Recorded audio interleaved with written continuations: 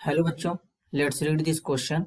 The question say that 5 isomeric para disubstituted aromatic compound A to E with molecular formula C8H8O2 were given for identification based on the following observation. Give structure of the compounds. E on acid hydrolysis gives 1,4-dihydroxybenzene. Question में हमसे बोला गया है कि एक compound है जिसका molecular formula C8H8O2 है। अब इसका 5 आइसोमेरिक स्ट्रक्चर बनेगा और जब पांचों आइसोमेरिक स्ट्रक्चर बनेगा तो उसमें एरोमेटिक रिंग प्रेजेंट रहेगा।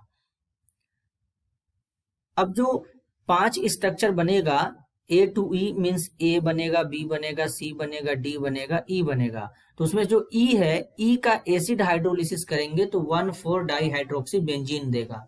तो सबसे पहले समझेंगे की concept.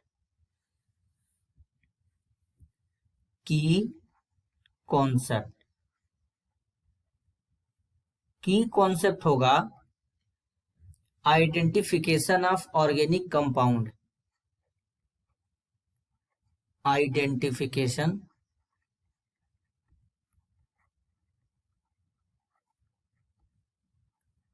Of organic compound. Organic compound. तो सबसे पहले ऑर्गेनिक कंपाउंड को आइडेंटिफाई करेंगे। तो आइडेंटिफाई करने के लिए डिग्री ऑफ अनसेचुरेशन कैलकुलेट करेंगे, जिससे ताकि हमको इसके स्ट्रक्चर का पता लग सके कि कैसे पांचों स्ट्रक्चर बनाया जाएगा। तो डिग्री ऑफ अनसेचुरेशन कैलकुलेट करते हैं। Degree of unsaturation.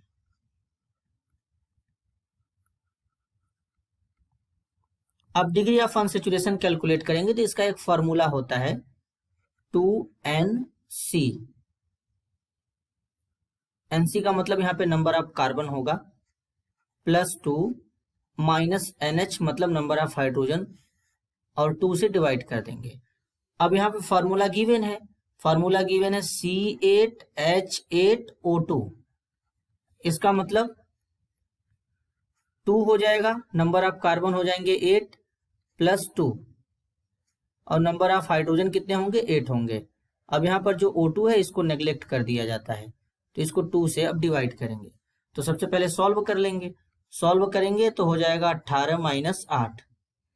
इसको डिवाइड करेंगे 2 से, तो डिग्री ऑफ अनसेचुरेशन आपका बन के आएगा 5।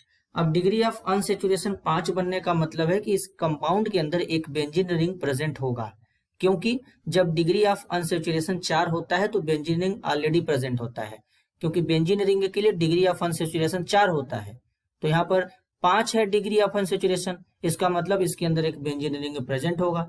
अब एक एक करके पांचों कंपाउंड का स्ट्रक्चर बनाएंगे। तो सबसे पहले कंपाउंड ए का स्ट्रक्चर बनाते हैं। एक बेंजीन रिंग तो कंपलसरी है बनाना ही बनाना, तो इस तरीके से एक बेंजीन रिंग बना देंगे।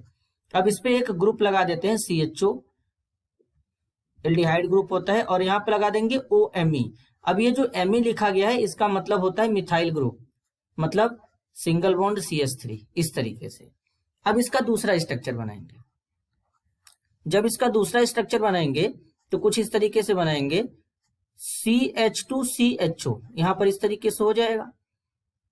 एक OH लगा देंगे तो फिनोलिक ग्रुप बन जाएगा।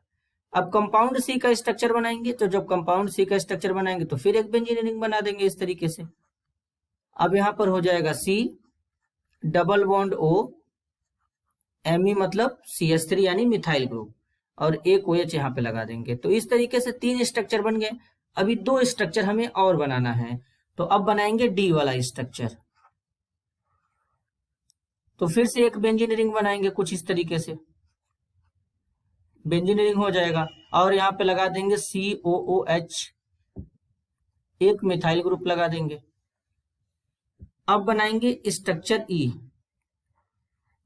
तो फिर एक बेंजीन रिंग इस तरीके से बनेगा, यहाँ पे लगा देंगे OCH डबल बॉन्ड CH2, और यहां पर हो जाएगा OH।